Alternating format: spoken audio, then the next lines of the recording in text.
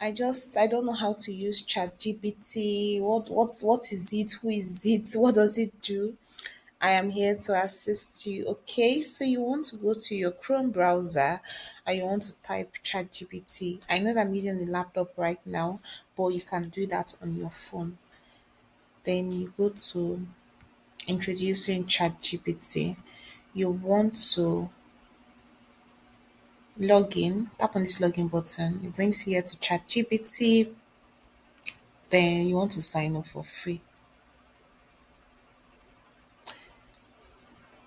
It's very easy. You can just go ahead to just continue a Google account instead of creating from scratch with an email address. Then you choose the Google account you want to sign up with, and that is it.